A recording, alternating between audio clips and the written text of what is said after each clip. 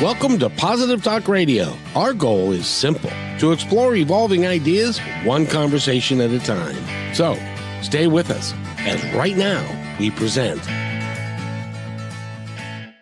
And good afternoon, everybody. Welcome to the show. We've got a great author for you to talk to today, and he is he's a career guy. He's been working in assisting insurance people and risk management and stuff like that. He's also an author. And one of the reasons I wanted to have him on the show is because, number one, he's written 4 books in the not too distant past. And he also wants to help other people and budding authors. If you have got this, I was going to say itch in your pants, but that's not correct.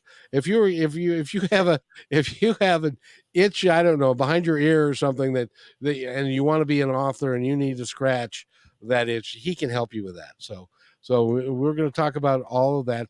His name is Sloane Mcquiston, and welcome to the show, sir. How are you? I'm doing great, Kevin. Thank you so much for having me on. I'm very honored to be part of your show. Well, thank you. I have to learn to accept that with, and just accept it as it's offered and say, well, thank you very much. That's awfully nice of you.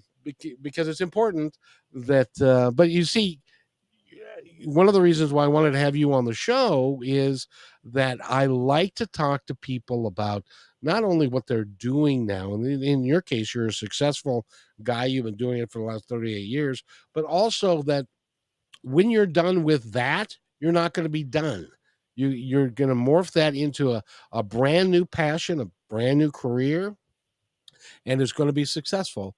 And I just think it's great to talk to people like you. So to hold you up as a shining example of what other people can do as well.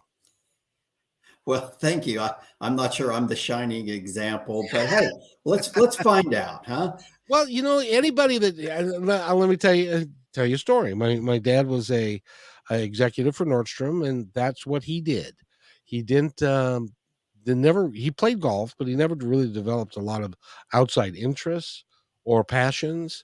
And so when his career at Nordstrom's was over and he was no longer Mr. McDonald, now he was just Jack, he lost his identity. So he didn't do anything to continue his passion or to develop a new passion, which would have been, I don't know, really a good idea. And we talked to him about that a lot. He never did. And so I'm encouraging people that just because you're a perfect example of this, just because you've been working in an industry for 38 years and you're going to retire at some point, that doesn't mean that you're done. You're just transitioning to a new passion of yours. And so that's why I wanted to have you on. And in addition to the fact that I love your books. Well, thank you very much. And I couldn't agree with you more. I think most successful people always have something productive going on, right? Sometimes it doesn't pay all that well. Like when they retire, they might do something, it doesn't pay as well as they did, but it's something they enjoy. They stay productive with. It keeps them engaged. It keeps their mind working. And I think that's really important for people. It's important when you're young, and it's certainly important as you age and as you decide to get out of that career that you've spent so many years in, to find something else to keep yourself productive. When was it that you decided that you wanted to write? Was it years and years ago and you said, oh, I'll get around to it eventually? Or was it an itch that you needed to scratch relatively recently? Yeah, it's a little of both. Now, I had an idea for the first book, which is called The Drop Off.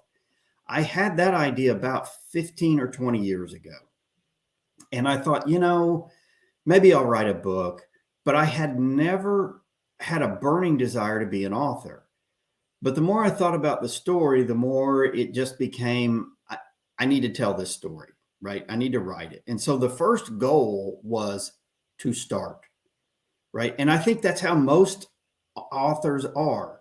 They think about it, but until they set that goal of, let me just start. And then once I started, it went pretty well. The work flowed well. I really liked the way the story shaped up. I let my wife read it. She was my first beta reader. And so she read it and she thought, man, this is pretty interesting, you know. And then it was over. She's like, I really like that. How are you going to get that published? And I was like, you got to be kidding me, right? I mean, the goal was to start. Then the goal became to finish. And it's like, publish? Hey, have you lost your mind? And so I talked with the only person I knew who had a book out. And she was like, oh, yeah, self publishing is the way to go. And I've got some folks who can help you. And so I talked with the folks at 40-Day Publishing, 40daypublishing.com. Fantastic people. And they are my publishing consultants. Although I'm self published, but they're my publishing consultant. So they help me with editing. They help me with book covers. They help me with formatting. All those little things that, as a starting author, you're like, I need to do what?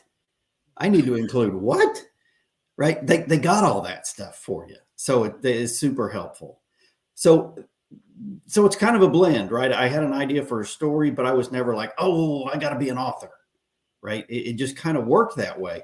And once you write that first book, and man, when you're holding that first book in your hand and it's got your name on it and it's your words, oh, it's just awesome. It's just fantastic. You're like, this is where it's at. Whether anybody reads this or not, I am a success, right? I did it.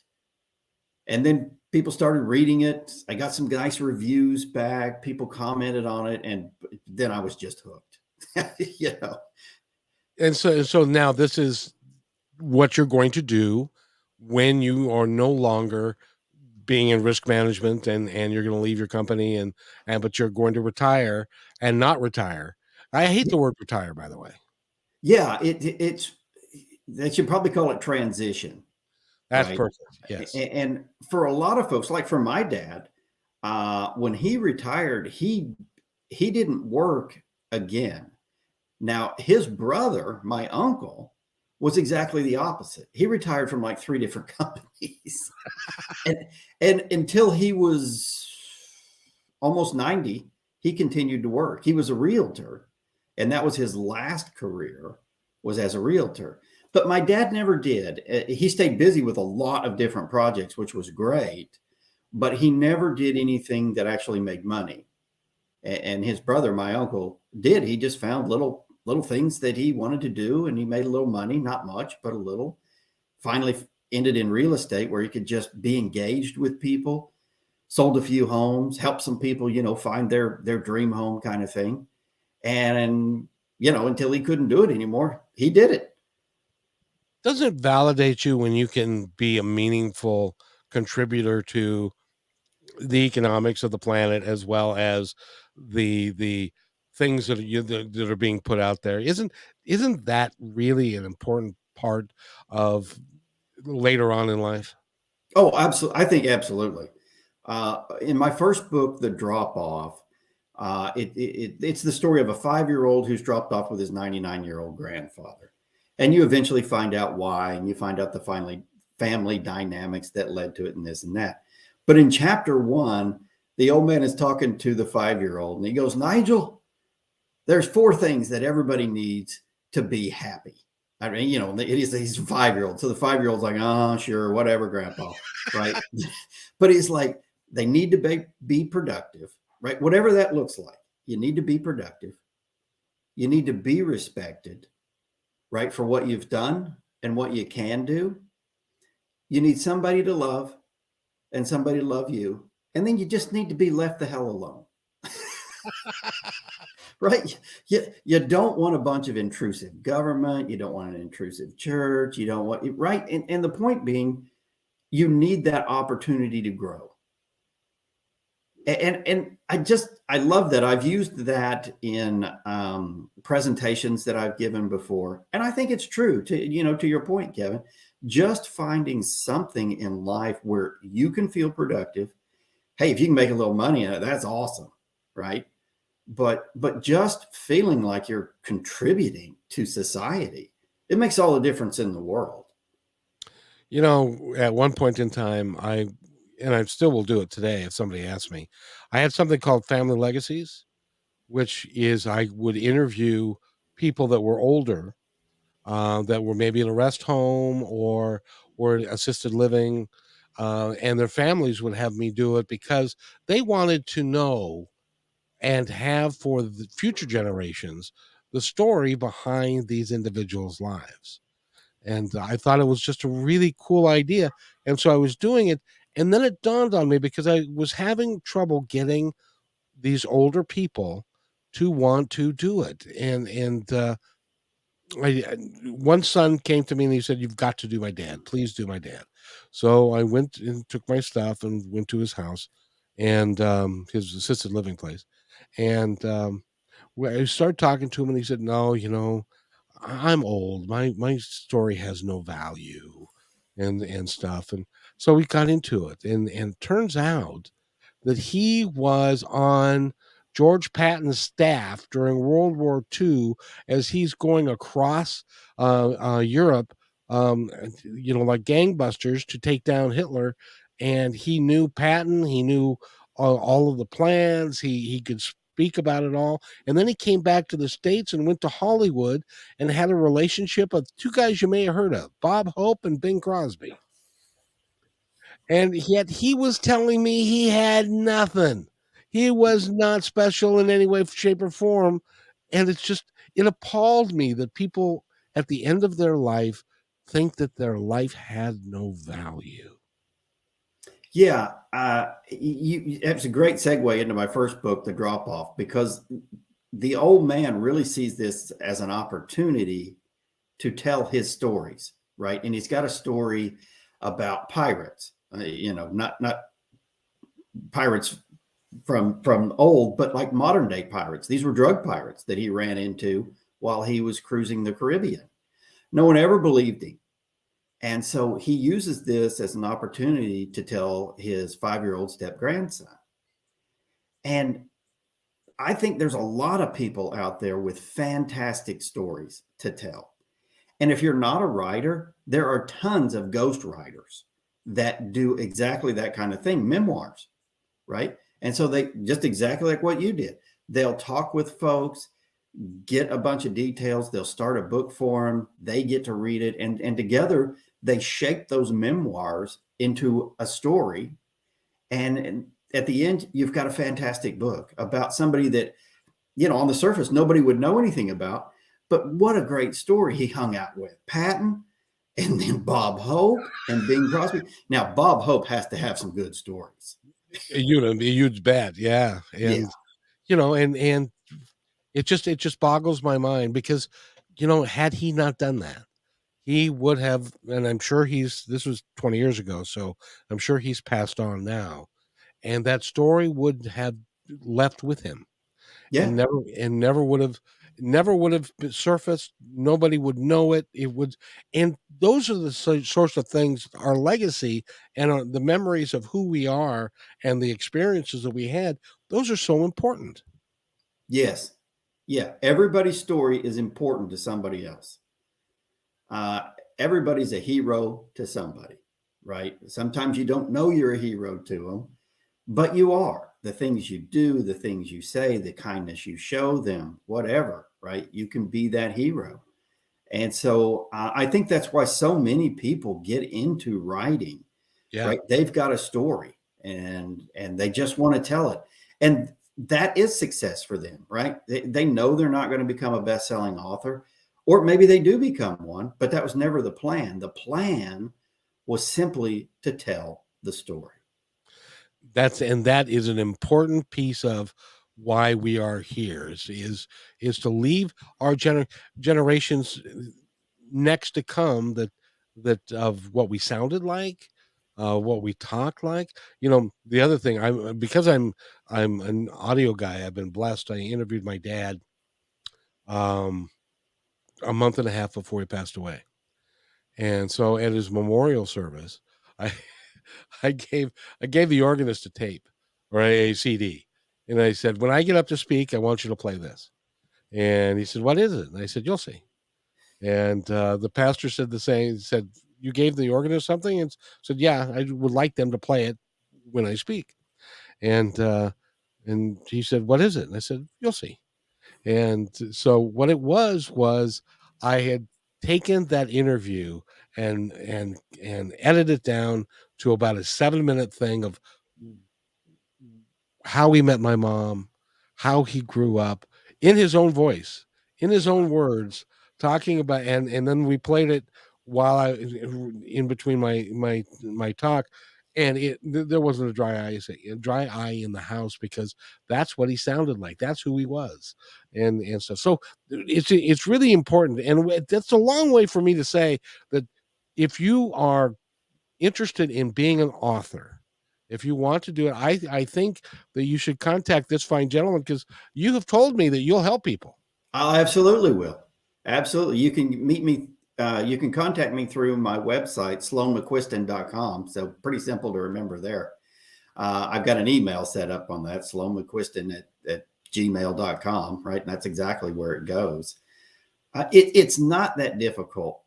Every writer has a slightly different process. My process is to start by just mapping out my ideas, right? In high school, we called this an outline. Some people get turned off by that. So you call it whatever you want. It doesn't matter. But just start with your main ideas. What are the points of your story, right? That you want to tell. And just one or two sentences, maybe not even, maybe just a word, right? Maybe it's just faith. Maybe it's family. And then under that, you can start filling in some more details, right? As you talk about family. Well, what is it I want to talk about family, right? Do I want to talk about our struggles? Do I want to talk about our successes, right? In my case, it was what stories does the main character, Steve, in the drop off want to tell? In the risk manager, it was a series of events, right, that led to, the ending and all that sort of stuff. So you hit these highlights and then you start filling in some of the details. And then you look at them and you go, does that look like the right order that I want to tell the story in? Because maybe I want to start towards the end. Maybe I want to start towards the middle and bounce back and forth. Or maybe I want to tell it all chronologically. Right. And then once you have that, you've got the whole book. You just got to fill in the details now. So each one of those is like a chapter, and you just start writing that chapter. The value of having the outline is once you start writing, you're going to get lost in the detail. And then once you finish that chapter or you finish that thought, you're going to go, wow, that was really good. Where am I? That outline tells you where you are. It keeps you in line with, okay, I finished this. Now I'm ready to go on to the other one, right? Maybe you need to write a couple of lines of transition. Maybe not.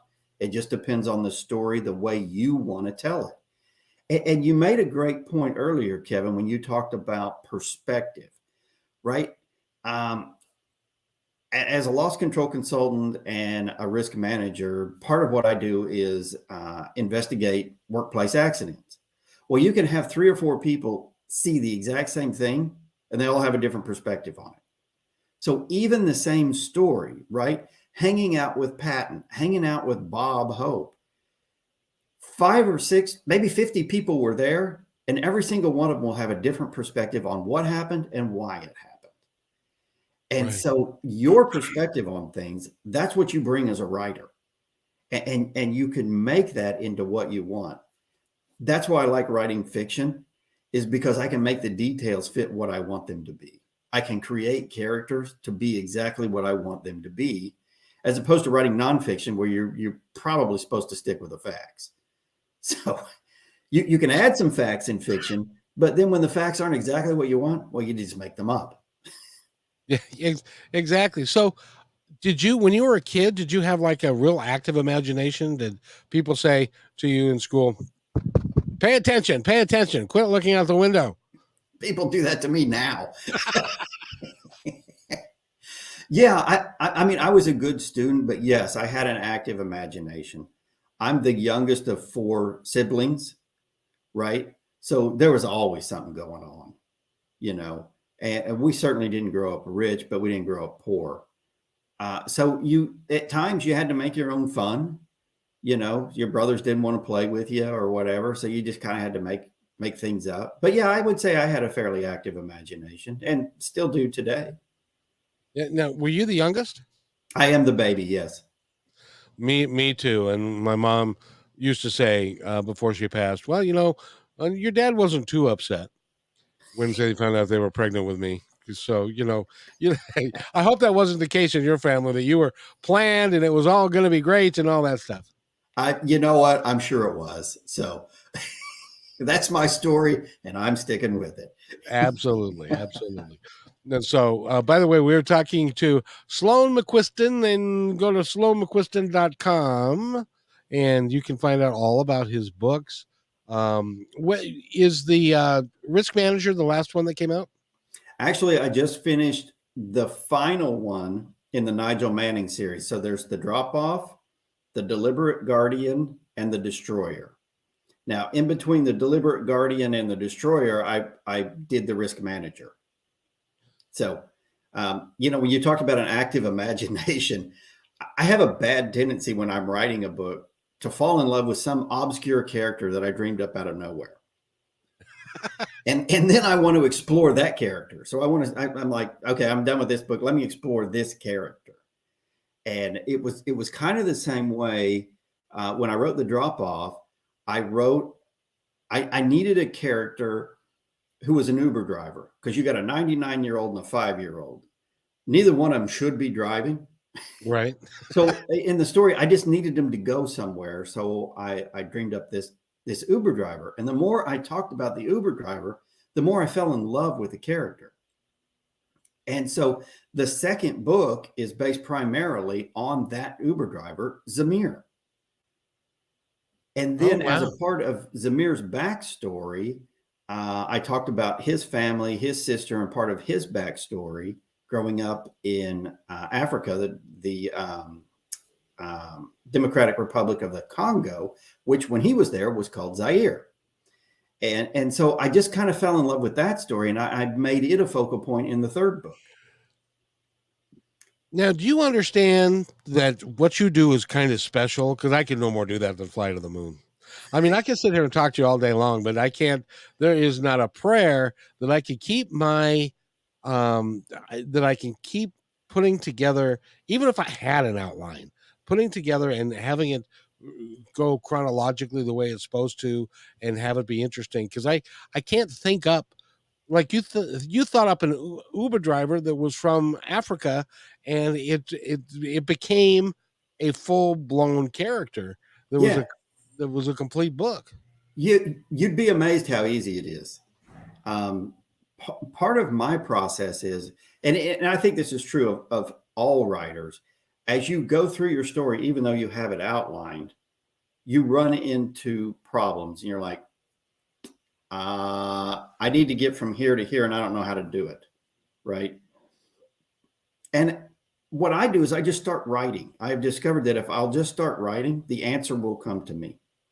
And as you start writing who the character is, you start writing dialogue between characters, then an idea pops into your head and you go, oh, that'll work. Right. And so you just write yourself out of the problem.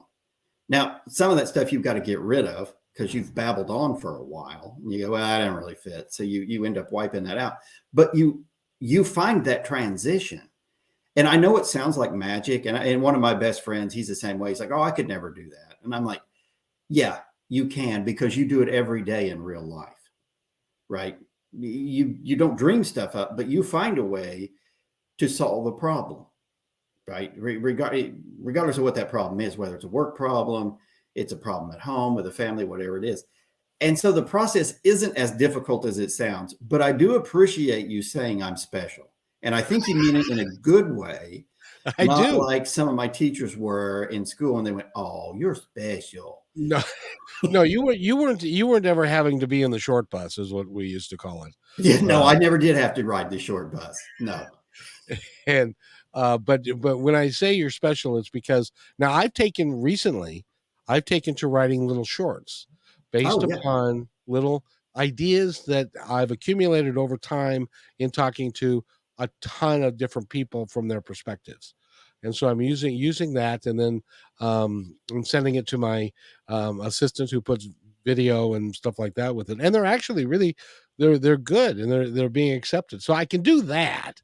But as far as creating a character and all that kind of stuff, I don't know. We'll see. Yeah, that's all that writing is, man. It's putting together those short pieces, and you start stringing them together. Now, I have a lot of respect for people who can write a short story because I can't. I'm wordy, right? Oh, And when I listen to lyrics from songs, I'm stunned at how much they can get in 50 or 60 words, yeah, right? It's really amazing. That is a true art form, lyrics, right? Just telling that story, putting it to a rhythm, and you don't have a lot of words to use. A lot of them get repeated, right, in the chorus and this and that, but that's writing. yeah, yeah. One of my favorite songs of all time. That when my brother had stage 4 lung cancer, and 3 days before he passed. Are you from? Now you're from. Where are you from? Are you from the South? Well, I was born in Oklahoma, and I lived there for the first 30 years, and then I've been in Texas for the second 30 years. I don't know how you guys do it down there because I went to. I was a traveling salesman for a while, Yes. and I was staying in a hotel in Fort Smith, Arkansas. It was a Hampton Inn, and when you are watching TV, and in the corner of the TV, there's these little place for counties. Yes. When they have the counties there, because there there's a tornado watch that's around the counties and stuff, and then it's dark and it's raining like hell and it's loud. I don't know how you guys ever sleep down there. It just amazes me. Yeah, that happens about once a month. I know, and it was like I didn't know what county I was in. I didn't, and then the screen went red, and they said, if you're in Washington County, go downstairs now. And it's like I had to call the front desk. By the way, what county are we in? I bet they were like, why would you want to know that? Yeah, it's like you might as well just take it, and if you get flattened, you get flattened. So I admire you guys, but where was I going with that? I can't remember now. But it's interesting that the things that you guys had to do in the South that I don't have any idea about. So Yeah, you're in Seattle, right? yep, we don't Yeah, got nothing here. You got snakes, you got spiders, yeah, we we got don't all got that. nothing. Yeah, you guys have temperatures that range from 50 to 70, Correct. and rain and a little bit of sunshine. Yes, that's So I. I don't know how you do that. I I have to have some change in weather, and I have to have a lot of sunshine. It's funny. I was when I was working for this company in Arkansas. A couple of guys flew into Portland, and I picked them up from Portland and was going to take them to Seattle because we had a conference in Seattle. And one of the guys is now in going up I-5 in Washington. It's green, it's beautiful, it's real green, it's hilly and all that kind of stuff. And he was sitting there in the passenger seat going, "You mean to tell me that in there woods there's nothing that's gonna hurt you and to bite you and stuff?" And I said, "Well, we've got an occasional bear or something, but nothing." I said, "You mean that there's no ticks and chiggers and stuff like that there?" And I said, "No, don't have any of those." I had no idea what a chigger was until one of the gals told me, "Yeah, it's nasty. Oh, yeah, If you yeah. get triggers, you have to take a bleach bath or some silly thing." It's yeah. Chiggers are they're a curse of the South for sure. So, So so I was, I made it a rule. I would only stay in the second floor or higher of a hotel in Siloam Springs, Arkansas. But then I was playing golf with a guy, and a June bug landed on me, and I thought I was being attacked by an eagle or something. It was huge. and loud, very very loud. Yes, that guy. That guy laughed at me for 10 minutes. I tell you, but Yes, I'll bet he did. I'll bet he did. I screamed like a little girl. So but anyway, I really appreciate you being here and helping people. If somebody wants really honestly, if they're serious, I don't want anybody to waste your time, but if somebody's really serious about getting some help and figuring out how to do this, how do they get a hold of you again? Go to my website, sloanemcquiston.com, and there up at the up on the banner up there, it says contact. And so you click on that, just shoot me an email and go, hey, Sloan, I'm interested in writing a book about X, Y, Z, whatever it is. Um, Give me some advice or whatever, and I'll shoot them back an email. I'll give them my phone number if they want to call me. If we want to arrange a time to do a virtual meeting, kind of like what we're doing here, right? I'm happy to do that. I think most independent authors are, because somebody did that for us at some point. Yeah. And so we're willing to pay it forward, right? It's really paying it back, but it sounds better to say paying it forward. No, it really is paying it forward. And speaking of which, I'm noticing that you've got some plaques in your background there. Are these awards that you have been Those are, let me look. I mean, you decorate your own office and you don't remember what it is once it's up. You see it every day. You don't pay any attention to it. That one's a diploma from Texas A&M. aha. And this one over here is my bachelor's diploma, and then that's my other master's degree. So I've got two master's degrees. You're a double PhD? No, Not two a masters. doctorate, but two Yes. masters. Are you Yeah, I'm too lazy to get a PhD. When I went to A&M, my goal was to get my PhD, and then I found out how much work was involved, and I was like, that ain't happening. I mean, yeah, I have a ton of respect for people who go through a doctoral program. It is not for the faint of heart. So anybody that does it, you got my respect. Well, I'll tell you what, dude, anybody that can do what you've done and have a couple of master's degree and so you're not chopped liver yourself, my friend. Well, thank you, Kevin. You honor me, so I appreciate that. So what you do is important too, and I have to say, you have a fabulous voice. I'm sure you've been told that before, right? Once or Which is why twice. you do a lot of radio. Um, but you just have a great radio voice, and that's a gift. And using that, to help people and get them motivated and show them so many different possibilities that are out there.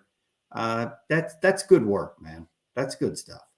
Well, I truly appreciate it, and I've been told, it all started when I was an assistant manager at a restaurant, and it was in the morning, and I was counting the money, and the manager called, and I was talking to her on the phone, and she goes, and it never dawned on me before, but she said, you've got a great radio voice. And I said, "Oh, really? Oh, well, thanks." Didn't act on it for years, but then in my early 40s, and then I still didn't recognize it, but it's better now. Sometimes things are better with age, and in my Yeah. case, I I had one lady call me and say, "I'd listen to you read the phone book."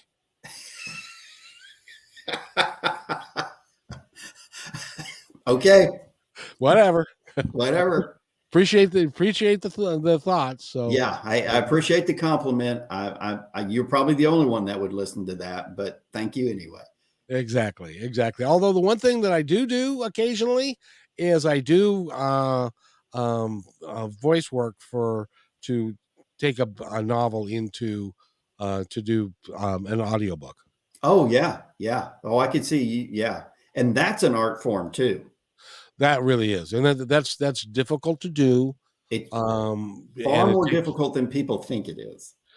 it is because you have to write it, then you have to edit it, and then you have to make sure. First of all, you have to read the dang thing to, Yeah, so that you know what the story is. yeah. You probably end up reading it multiple times.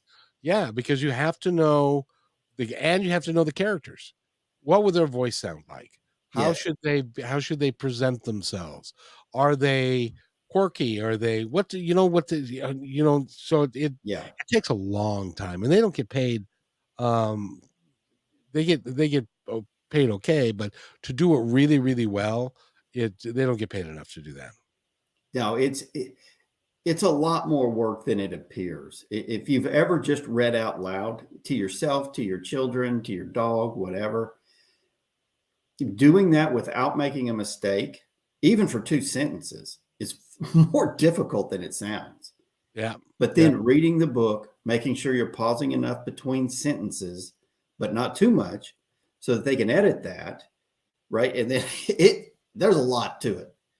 And Well, so see, I got a lot of respect for people who do those audio books. see, what I do is I do the book and I also edit it. So Oh my goodness. I'll read like a page, and then I'll edit the page and go on to the next page. But there's 300 pages in most Yes. novels. And there's a ton of editing to do on the back end. Yes. And yeah, it can be tough. It can be tough. But Yeah. so So I got a lot of of respect for that.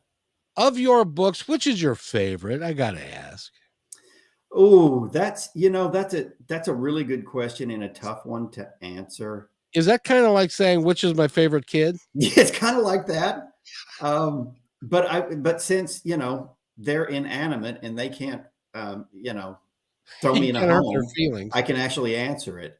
I think The Risk Manager is probably my favorite. I like the stories. I like the richness of the characters. I really like uh, that I intermingled real places in Central Texas, the Austin area, and in the Hill Country, where I lived for 15 years. I love the way I was able to weave real places into the story. And then in the last review I got, which was like 3 days ago on it, the reviewer said they really appreciated at the end, and this is the first time I've done it. I put a list of the places that were in the book, and I said if they're real, if they're something I dreamed up, and if they're real, how did I know about them? Right? Like one of them is a restaurant that it's the Steiner Steakhouse, and my boss, when I lived in Austin, who owned the company, he was a partner in it. Him and Bobby Steiner put it together. And Bobby Steiner is a world famous bull rider. And so, I could look up the history of Bobby Steiner and only put in the things that were true. And I left Kelly's name out of it completely because Bobby was far more of a rich character. And so it was just a lot of fun to be able to put that kind of stuff in it. Yeah. Yeah. And of course, your first book's one of your favorites because it was the first one you ever did. But then as you progress as a writer, you go back and go, ooh, that maybe wasn't written all that well. I was going to ask you about that because I've been told that as you go down this process, and it clearly is a process, Oh, yeah. that your first book isn't as good or as well written as your second, and so forth and so on, Yeah. until because it's like anything else, you're just getting your art form down. Yeah. You just get better. You get more refined. You're able to focus more of what you want to say and say it a little more concisely or the way you wanted to, right? Sometimes, especially on that first one, you're like, oh, how's my audience going to receive this? Should I put some sex in the book? Should I not put some sex in the book? Should I use slang? How much, curse words should I put in? Should I not put in any? And as you go along, you become more comfortable with what the answers to those questions are. And do they fit this character? And I put that in there, but I try to make it relate to the character, not just put it in there to be gratuitous, but to make it fit who the person is and make those actions tell the story of the character. So I gotta ask you, have you ever done a steamy scene in one of your books and then have like a relative read it and say, how'd you know about that? yes, in the first book, my daughter won't read my books because of the first one. There's a pretty, and it was way more explicit before it got cut. There's a fairly explicit sex scene in the first, and I think it's the first chapter. She read that and she stopped. I was like, baby, it's one scene. You're a grown woman. Really? And she's like, I'm done. How old is she? Okay. How old was she at the time? Like 23. Oh, come on. She was just Yeah. embarrassed. She knows all about that stuff. Well, and she's living with the guy who's now her husband. So, yeah. But I think it was just coming from her dad Uh-huh. that it was that, yeah. So, yeah. And one of my friends, he still busts my chops a little bit and goes, hey, I think more of that book's autobiographical than you'll let on. And I'm like, no, it's not. So Well, yeah, sometimes that happens, and I think one of the greatest quotes is from that I know is from Stephen King, and he said, "If you want to write the truth, your time in polite society is limited." that is so true. Because Yeah, because it doesn't matter what you write or how you write it, someone's going to be offended by it. That's the society we live in, right? it's And so just as you progress in your writing, you become more comfortable with the way you say things and the way you want to say things and the way you and that's part of character development, right? It's like I want to say this, so I got to find a character that I'm comfortable saying it through. Have you ever thought about doing a screenplay? I'm kind of working on one for the Risk Manager through 40 Day Publishing. I met a young man who graduated a year or so ago from USC Film School. And he read the book and he said, man, I love it. I'd love to work in Texas. I would love to do this book, but we need a screenplay and we need some money. And I said, well, I ain't got either. So I don't know where we're going to end on this. And so I said, well, hey, if I was to write this screenplay for this, what would be the best software? And he told me what it was. So I bought it for a couple of $100. It's pretty cheap. And it's fairly self-explanatory. And I started on it, but I haven't really gone that far with it because in the meantime, I was finishing up The Destroyer. And then I'm working on my next book, which is kind of an apocalyptic book. And the working title is Hopelessly Human. That only took like 8 months to come up with. 2 words, 8 months. The hardest part for most authors, and this is true of me, is writing the synopsis on the back page. You've got 100 words or less, and you've got to write what you spent the last 3, 4, 5, 6 months writing, right? 100,000-ish, 120,000 words. Well, I got to just knock it down to somewhere between 50 and 75. That is brutally difficult for me to do. Oh, I Brutally difficult. I can only imagine. See, now the Risk Manager, I can see that book being the basis for, because risk management, when you're in the corporate setting, you could have death, destruction, and mayhem within the course of, and companies that were not taking care of their employees, and guys that, and then have to research the death of these. It'd be like CSI, and it could be Texas CSI and risk management. There you go. I love where you're going. And if we have any directors listening, feel free to hit me up. Exactly, exactly. Because that could be a weekly series. It's like, go ahead. We were actually the gentleman I was talking to. I said, "Do you think this would be better as a movie or a series?" And he goes, "Well, as in depth as we could go with it, it would." He said, "I think we'd be far better off with a series, right? Oh Do yeah. like 10 1 hour episodes, 50 minutes to 1 hour episodes, right? As opposed to a 2 hour movie." Well, the thing is, it's kind of like in one of the airports around the world somewhere, relatively recently. And this is, if you're not familiar with what a risk manager does, is he goes and investigates weird things that happen on the job sites to make sure Well, everybody. that's part of it. Yes. Yes. Well, there was one about a guy got sucked into the jet engine of the airplane, and Ooh, obviously was killed. So that would be, a CSI version. Let's see. There's his yes. hand. That's his finger. Oh, there's Oh, his hand over there. oh, You know. yeah. That was nasty.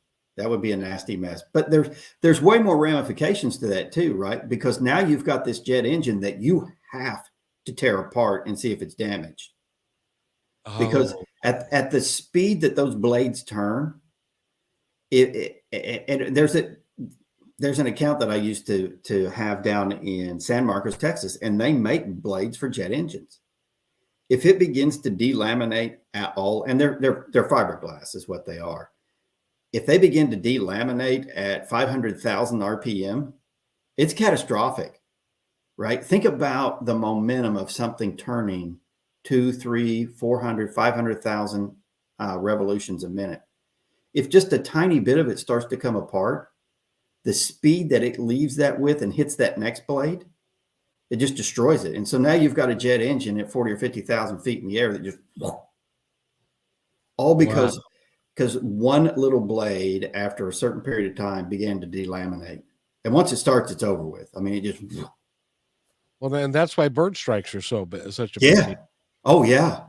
Yeah. They go through there and they chop up those blades. I mean, it doesn't do the bird much good.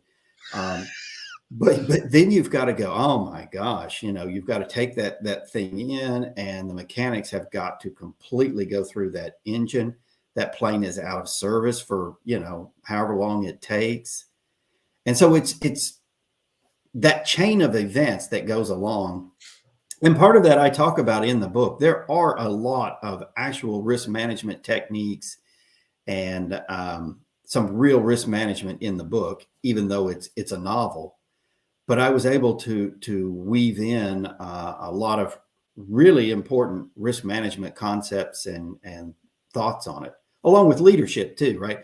When I'm talking about one of the main characters, Jim Williams, who's a sociopath, but he's great because he's also an awesome leader. And you talk about, okay, he does this in his head, he's going, I want to choke you to death, right? But outward, he's like, well, I really appreciate that, and he does that because good leaders do blah, blah, blah, blah, blah.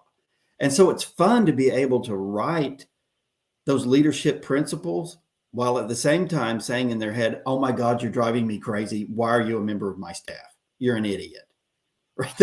Those internal thoughts you get to express, but at the same time, you're given some pretty good leadership concepts. So it's a lot of fun to write that stuff. So when you're writing, does every character that you create and flesh out and make three-dimensional, is it really kind of based on somebody you've met in your life, or is most of this just absolutely fantasy?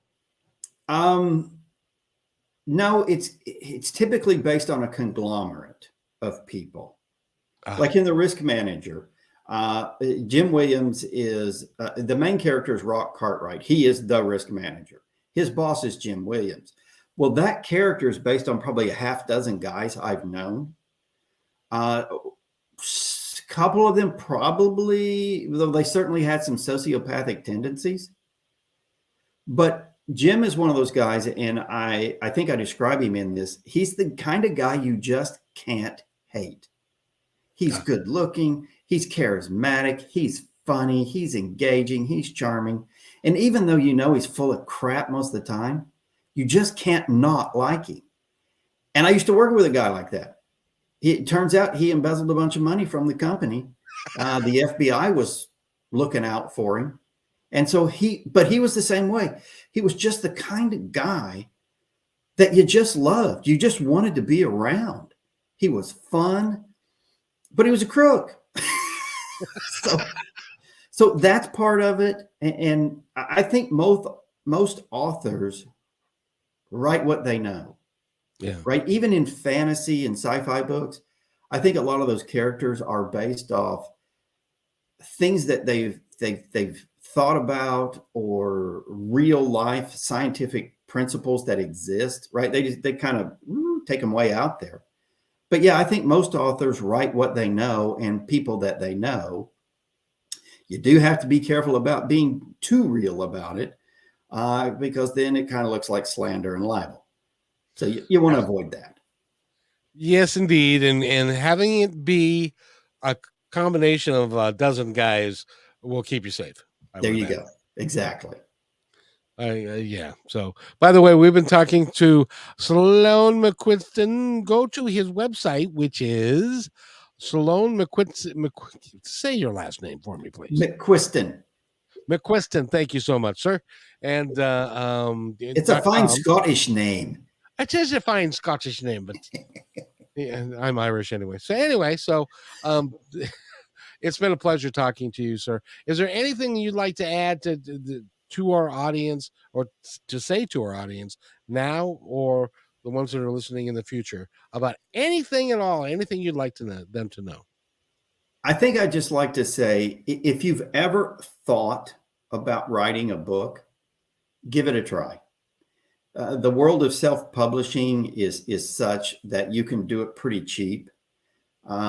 If you're willing to take the time, Amazon has all the tutorials on their website that you literally can do it all through their website. Now, there's a little bit of care and feeding and learning on that. But even if you don't want to publish it, just going through the motions and the work and knowing you've completed it, it's a feeling that's second to none. And I promise you, if I can do it, anyone can. I highly doubt that, but that's between you and me. And but anyway, it's kind of like if you there was a gal I talked to recently that ran a marathon for the first time. It's like I said, you ran 23 miles on purpose all at the same time. She said, yeah. And it was a great achievement for her. For me, it would have been like, I'd be dead, but that's beside the point. But in any event, that works for other people. Find your passion, live your passion. This is mine. You're the author. Live your passion and live your best life, because you deserve it. Quite frankly, everybody does. You're exactly right. And success is measured by you, not the people around you, right? So whether your book sells, whether you publish it, whether you don't, the success is in the accomplishment. I would have been proud if just having your wife, if it was my wife, tell me this is a really good thing that you did. That would have made the whole thing worthwhile. It did. That alone made it worth the effort. And she, I'm sure she's, gee whiz, Sloan didn't know he had it in you, but it worked out. Were you there when she said that? Because that was kind of it. That you summed it up pretty well. Well, I was married once, and then anyway, it doesn't matter. Thank you so much, Sloane Mcquiston. Go to his website, get his books. I think that you'll enjoy them greatly. And if you want to talk to him directly, go to sloanemcquiston.com and contact him and say, I want to be a writer and I don't know how, help me. And maybe he'll help you a little bit. I will happily help you. And you're a good man. And thank you for being here. By the way, you came to me via Podmatch, didn't you? Yes, that's correct. Yes. And by the way, if you are somebody who wants to get on podcasts, or if you're a podcaster that wants to get on podcasts or whatever, Podmatch is a great place to go. They I think they do a really nice job. They do a really good job. The website's pretty easy to navigate. And when you fill your information in, their algorithms try and match you with people, and they matched me with you. So, and it worked out. And I think I hope I didn't suck too badly, but I think it worked out well. So, well, I hope I didn't suck too badly either. I know you didn't. We're in a mutual non-suck society. Well, I don't know if you can even say that, but so, sir, thank you so much. And if you wait right there, I will be right back. Again, go to sloanemcquiston.com and find out all the information you need. And it's been a pleasure. I really have enjoyed our interview. So wait right there for a sec, please. Hey, thanks for enjoying this episode all the way to the end. Please give us a like and subscribe to this channel. This has been a production of PositiveTalkRadio.net. Please visit our website, oddly named PositiveTalkRadio.net, for more details about us and our mission, which is to provide great positive programming designed to inspire us all. I'm Kevin McDonald, and I'm proud of these shows, and I truly hope that you'll like them and share them with friends and family. So on behalf of our entire team,